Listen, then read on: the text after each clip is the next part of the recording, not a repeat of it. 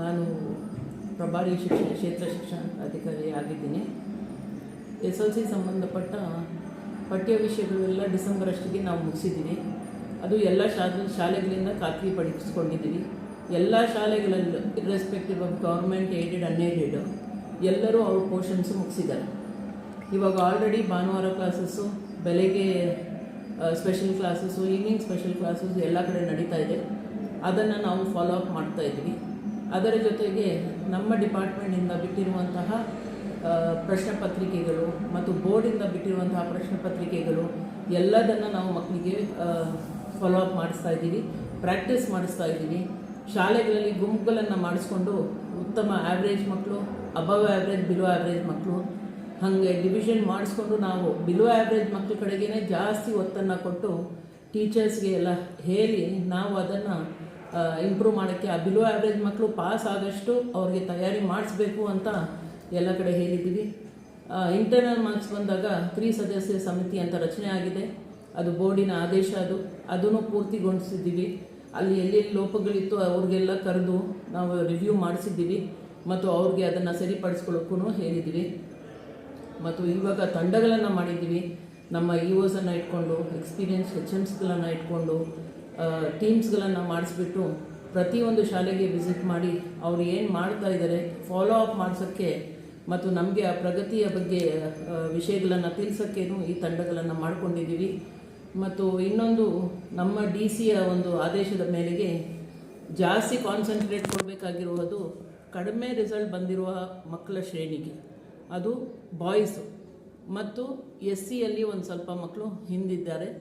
So ಅಂತಹ ಮಕ್ಕಳಿಗೆ ಮತ್ತು ಅವರ ಪೋಷಕರಿಗೆ ಕರ್ಕೊಂಡು ಒಂದು ಸಭೆಯನ್ನು ಮಾಡಿಕೊಂಡು ಯಾಕೆ ಆ ಪೋಷಕರಿಂದನೂ ಅವ್ರಿಗೆ ಒಂದು ಬೆಂಬಲ ಸಿಗ್ತಾ ಇಲ್ಲ, ಸೊ ಅಂತಹ ಮಕ್ಕಳಿಗೆ ಪೋಷಕರನ್ನೇ ಕರ್ಕೊಂಡು ಸಭೆಗಳನ್ನು ಮಾಡಿಸೋಕ್ಕೆ ಹೇಳಿದ್ದೀವಿ. ಇದು ಬ್ಲಾಕ್ ಹಂತದಲ್ಲಿ ಮತ್ತು ಒಂದು 4-5 ಶಾಲೆಗಳನ್ನು ಸೇರಿಸಿ ಮಾಡಿಸ್ಬೇಕು. ಸೊ 21 ರಾಜ್ಯ ಮಟ್ಟದ ಪ್ರಿಪ್ರೇಟರಿ ಎಕ್ಸಾಮ್ ಇರೋದ್ರಿಂದ ಅದಕ್ಕೆ ಮುಂದೆನೇ ಈ ಒಂದು ಶಾಲಾ ಹಂತದಲ್ಲಿ ಆಲ್ರೆಡಿ ಮಾಡ್ಕೊಂಡಿದ್ದಾರೆ ಪೋಷಕರ ಸಭೆಗಳು. ನಾವು ಈ ಸ್ಲೋ ಲರ್ನರ್ಸ್ ಮಕ್ಕಳನ್ನು ಗುರುತಿಸಿ ಅವ್ರ ಪೋಷಕರನ್ನು ಕರೆಸಿ ನಾವೇ ಖುದ್ದಾಗಿ ಹೋಗಿ ಅವ್ರಿಗೆ ಒಂದು ಮಾತನ್ನು ಹೇಳಿ ಅವರು ಹೇಗೆ ಅದನ್ನು ಇಂಪ್ರೂವ್ ಮಾಡಿಸ್ಬೇಕು ಅಂತ ಸಲಹೆಗಳನ್ನು ಕೊಡೋಣ ಅಂತ ತೀರ್ಮಾನ ಮಾಡ್ಕೊಂಡಿದ್ವಿ. ಈ ವರ್ಷ ಎಲ್ಲರೂ ಪ್ರಯತ್ನ ಮಾಡ್ತಾ ಇದ್ದಾರೆ. ಮ್ಯಾಕ್ಸಿಮಮ್ ಆಗಿ ನಾವು ಒಳ್ಳೆಯ ಒಂದು ಫಲಿತಾಂಶವನ್ನು ಕೊಡೋಕ್ಕೆ ಪ್ರಯತ್ನ ಅಂತೂ ನಮಗೆಲ್ಲ ಶಿಕ್ಷಣ ಇಲಾಖೆಯಿಂದ ಕೊಡ್ತೀವಿ. 4 ಹೈಸ್ಕೂಲ್ಸ್ ಇದ್ದಾವೆ ಮತ್ತು ಸುಮಾರು 3,000 ಚಿಲ್ಲರೆ ಮಕ್ಕಳು ಈ ವರ್ಷ ನಮಗೆ SSLC ಎಕ್ಸಾಮನ್ನು ತೊಗೊಳ್ತಾರೆ. ಅದೇ ಸಮಾಲೋಚನೆ ಸಭೆಗಳನ್ನು ಆಯೋಜಿಸಬೇಕು ಅಂತ DC ಅವರು ಹೇಳಿದ್ದಾರೆ.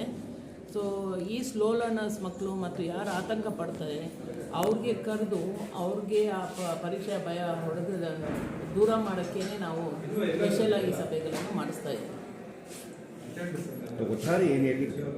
SLC ಎಕ್ಸಾಮ್ ಅವ್ರು ತಿಳ್ಕೊಳ್ಳೋಂಥ ಏನು ಅದು ಅಷ್ಟು ಕಷ್ಟ ಇಲ್ಲ. ಅವರು ಇಂಟ್ರೆಸ್ಟಾಗಿ ತೊಗೊಂಡು ಪ್ರತಿಯೊಂದು ಶಾಲೆಯಲ್ಲಿ ಅವ್ರಿಗೆ ಟೈಮ್ ಟೇಬಲ್ ಆಗಲಿ, ಅವ್ರಿಗೆ ರಿವಿಷನ್ ಆಗಲಿ ಮಾಡಿಸ್ತಾ ಇರೋದು ಮಾತ್ರ ಅವ್ರು ಫಾಲೋ ಕರೆಕ್ಟಾಗಿ ಮಾಡ್ಕೊಂಡು ಬಂದುಬಿಟ್ರೆ ನಮ್ಮ ತಾಲೂಕು ರಿಸಲ್ಟು ತುಂಬ ಉತ್ತಮ ಆಗುತ್ತೆ. ಬಾಯ್ಸು ಎಲ್ಲೋ ಒಂದು ಕಡೆ ತುಂಬ ಲೀನಿಯನ್ಸ್ ತೋರಿಸ್ತಾ ಇದ್ದಾರೆ, ನೆಗ್ಲಿಜೆನ್ಸ್ ತೋರಿಸ್ತಾ ಇದ್ದಾರೆ. ಬಾಯ್ಸ್ ಕಡೆಯಿಂದ ಒಂದು ಸ್ವಲ್ಪ ಅವರು ಸೀರಿಯಸ್ ಆದರೆ ಇನ್ನೂ ನಮ್ಮ ಎಕ್ಸಾಮ್ಗೆ 35 ದಿನಗಳಿವೆ. ಅಷ್ಟು ದಿನಗಳಲ್ಲಿ ನಾವು ಉತ್ತಮ ರಿಸಲ್ಟನ್ನು ಕೊಡ್ಬೋದು.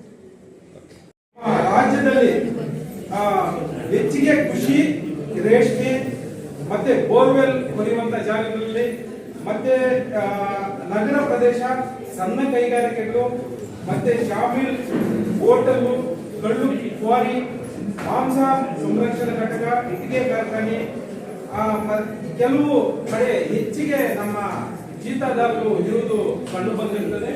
ಹಾಗಾಗಿ ಈ ಒಂದು ನಮ್ಮ ರಾಜ್ಯದಲ್ಲಿ ಹೆಚ್ಚಿಗೆ ಇರುವುದು ನಮ್ಮ ಬೆಂಗಳೂರು ನಗರ, ಚಿಕ್ಕಬಳ್ಳಾಪುರ, ಹಾಸನ, ಮಂಡ್ಯ, ಮೈಸೂರು, ಚಿಕ್ಕಮಗಳೂರು, ಬೆಳಗಾವಿ, ಬಾಗಲಕೋಟೆ, ರಾಮನಗರ, ಕೋಲಾರ, ತುಮಕೂರು ಇಲ್ಲಿ ಹೆಚ್ಚಿಗೆ ಕಂಡು ಬಂದಿದ್ದು. ಈ ಒಂದು ಕಾರ್ಯಕ್ರಮದಲ್ಲಿ ಈಗಾಗಲೇ ನಮ್ಮ ತಾಲೂಕಿನಲ್ಲಿ ಸುಮಾರು 23 ಜನ ನಾವು ಕಾರ್ಮಿಕರನ್ನ ಜೀತ ಪದ್ಧತಿಯಿಂದ ನಾವು ವಿಮುಕ್ತಿ ಮಾಡಿದ್ದೀವಿ ಸರ್. 23 ಜನ ನಾವು ಕಲ್ಸ್ಕೊಂಡಿದ್ದೀವಿ ಸರ್.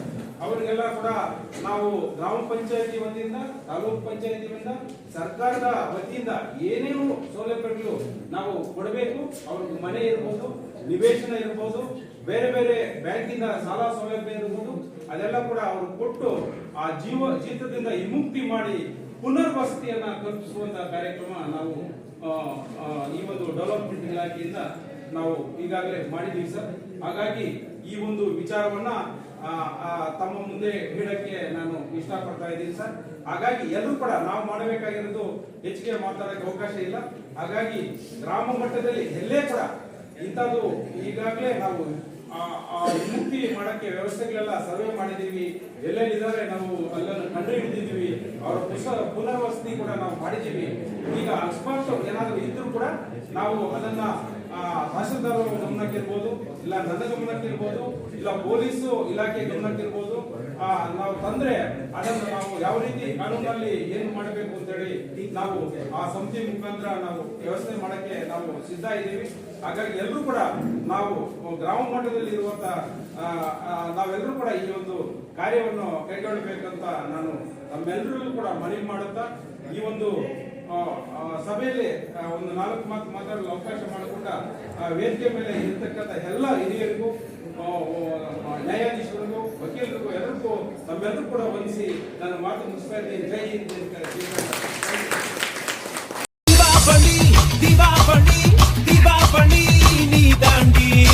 ஆரம்பிக்கலாங்களா?